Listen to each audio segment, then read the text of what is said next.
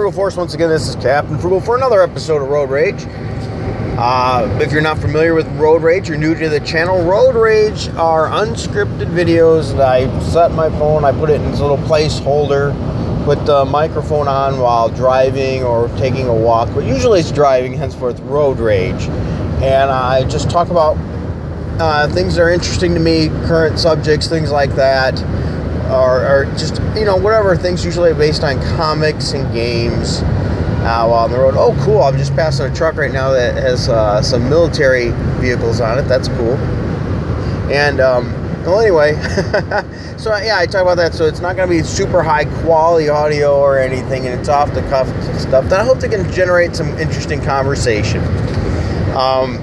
So anyway, moving on. If you do like these, please be sure to hit the like button. That really does help a lot, evidently, for these things getting noticed. And hit that notifications bell, subscribe. The notifications bell also is important, even though a lot of people still don't get their notifications.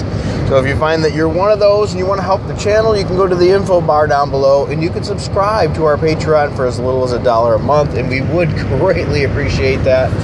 Currently, that money is being saved up. I use it. I use some of it to get new comic books and things to review, and games and stuff to do videos and talk about. Extra money right now has been, after that, is being saved because I'm going to need to hire an artist to draw the pages of the comic book that I'm working on. I had, you know, and I've said this in the past, and I truly mean it, I had no intentions of making a comic book. None. Zilch. Zero. But I don't know, it just came to me, this idea, and I really like it. I passed it through a couple other people and a few pros in the industry, and they seem to think it's got legs. It's got, you know, it could be a really interesting, fun concept. So I'm in the process of going for it to do that, and you know, that takes some money though, because I'm going to hire the best artist that I'll be able to afford with it. But you know, it's probably going to be, you know, $100 a page or something like that, you know, to get the artwork done, and that's just the pencils. So then I'm going to need the inking and the color. So it's not going to be cheap. It's going to be a labor of love and a time-consuming project. So that Patreon money is going to come to help that, you know, because we'll see what goes from there. I hope it can make it out. What I'm thinking about doing is, you know, once I get the ability to do have a couple pages drawn, to put those up so people can start to see where it's going. So we'll go from there. So anyway, if you recall not too long ago, a few days ago, I did a video on EA and what I think they should do to get fixed. You know, well, I've also talked about Battlefield and, you know, get woke, they got broke, and that is exactly what happened. We're seeing Battlefield delayed. What it looks like with that delay there is, I don't think it's a delay to change any concepts of the game and things. It's only a month. You can only do so much in a month, so I don't think they're going to restructure the game, you know, to make it less crap, you know, full of crap for to please the people that want it historically accurate anyway. I don't think that's the case. I think it's purely to move it into a release date that's going to have a little less competition. Because before it was sandwiched in between Call of Duty and I think Red Dead Redemption 2, and you know, that's major competition there. That's, and the pre-orders were way down, so they moved it to the next month with a little less competition. So I think they can hope to have more success. But what happened is owners of stockholders there of EA are showing a lack of faith in that product, Battlefield, being successful. Now, so you might have heard, for example, on the quartering and other things, if you watch any of those, that the EA stock price has dropped. You maybe even just seen that on your own. Now, I want to tell people, you know, they usually always see that as, oh my gosh, you know, the biggest thing in the world. But you got to remember one thing. A lot of people tend to forget about this. Stock prices sometimes have knee-jerk reactions. And so no faith in it. So yeah, certain people are dumping it, but it's all based on perception. So it doesn't mean that the company necessarily took a hit. What it means is a lot of people feel that it's not Battlefield, most likely, maybe some other projects in the works too, are not going to do well. So they feel that they have no confidence in the company producing some good income on the next possible few quarters. So they're selling off their stock in that to move it into something that's going to generate them more money. Ultimately, that's what you do. You get it what you can, and you perceive that it's going to make you more money. That's the only reason to have it. Well, that or buy low, sell high. You buy low or sell it high, as well as holding it for dividends. And I think they perceive that the dividends and growth, which is a stock appreciation, which is that the value of the stock going up, they don't have a lot of confidence in. I think they're seeing what's going down the pipeline for EA. They've seen how Battlefield is doing less than what they were hoping for, and I think they're predicting that maybe the next few games, or what's down the pipeline, is also going to suffer for earning potential, so they want to move their money elsewhere. So stock going down like that as a knee-jerk reaction does occur on occasion. It's not always an accurate portrayal of what's actually happening in the company. It's all based on perception. If you want to see the value and what's going on in the company, you have to look at the dollars and cents, track their annual and quarterly reports. Yes, I know I probably just bored everybody to death, but that's, this stuff is interesting to me. It always has been. That's one of the reasons a lot of people started watching my channel, is some of the number crunching, if you will, and things like that. By the way, if you like number crunching and things of that nature too, the Umbrella Guy, if you haven't subscribed and checked him out, he's really good for that too. He likes to take a lot of time and gather information. Evidently, he's got more time than I do, because he gathers a lot of information.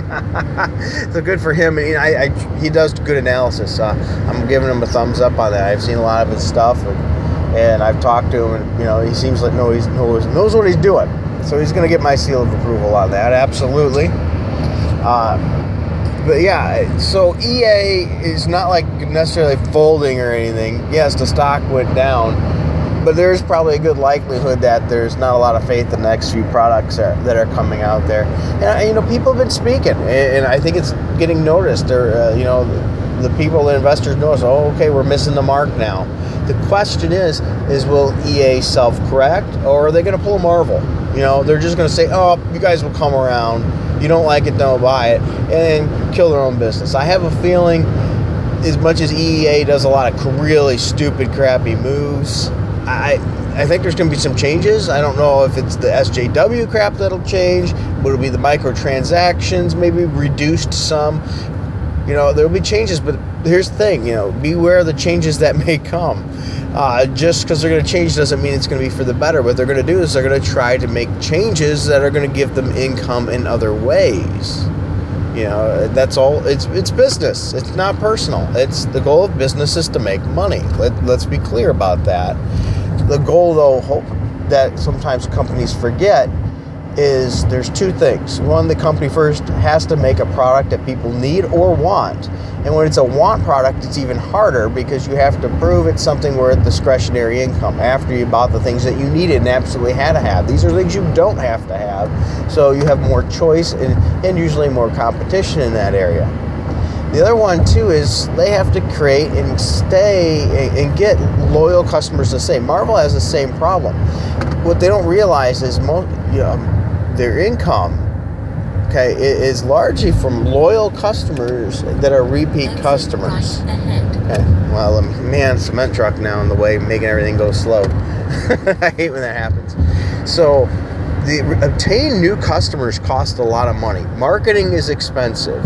It's cheaper to keep customers, your consumer base, your market, than it is to go out and get new ones. Once again, Marvel fails on this tremendously. Marvel's abandoned their loyal fan base, their loyal customers in most cases, in order to get new ones, which was the wrong thing. They need to learn how to keep them and get new ones. So they really failed on that mark. And the thing is, will EA pull the same crap? I hope they will be a little bit smarter and not make that same mistake. Of course, I'm not a fan of EA and their practices, so don't get me wrong, but I don't wish business failure on anybody. Because here's one thing, too, a lot of people don't think. When they say, oh, I want this company to go under and all that. Well, okay, I understand you don't like the company, you don't like their practices, but if it's a publicly held company, there's people that have their retirement. Some of that's in their retirement packages. So if that company goes, their retirements take a hit. You know, people's livelihoods are in there, and I don't want anybody's livelihood to get hurt. So I'd rather the company change, modify, fix, self-correct, and become a good company. You know, and that's the thing. Tends to be, statistically, companies that have done well with the customers, actually treat people with respect, tend to do better. It's reminding me I don't want to miss my exit. But 80% of your customers are your long-term loyal, 20% are the new, and you have to try to find ways to retain that, to get that repeat business. And we've seen Marvel absolutely fail at doing that, and it shows. And will we see that with EA? It's going to be an interesting thing. Will there be EA changes? So, my question to you, do you think with the stock plummet and things, do you think EA is going to bounce back from this? They're going to realize there's some issues, self-correct. Do you think these corrections are going to be successful, or do you think they're going to bomb them, you know, from some new form of DLC or additional microtransactions, trying to hide them in some kind of shady way that's not going to go well? Or try to add more goofy things to pre-orders, you know, to try to enhance that. I don't know about you guys. I never pre-order. Do you pre-order? I know they try to entice people. All these games, like Injustice 2 is a huge one for that, with, oh, these characters and all this crap you get it if you do that. Spider-Man, you know, you see stuff like that. If you get Spider-Man 4 pre-order, you can get it automatically with these costumes instead of having to actually unlock them. I guess I'm old school. You know, do you like that stuff? I don't. For one, it's too expensive. I don't buy new games like that because they're too expensive. But two, I'm old school. You know, unlocking something means you played the game and you earned it. You know, and you earned that unlock, and it gave you a feeling of accomplishment. But I don't know, maybe I'm old school in that, and that's not the new, you know, the way most people think of it today. I'm really not sure. What do you think of that? So I know I just dumped a ton of questions on you. You know, this is definitely one of those more off the cuff, me business talking like a nerd that I enjoy, and a little bit of mix of the other stuff. All right, well, I hope you actually stuck around for this video. If you did, let me know in the comments, and you know, share those thoughts too about the pre-orders. What are your thoughts on EA? I'm really looking forward to it. And until next time, keep it frugal.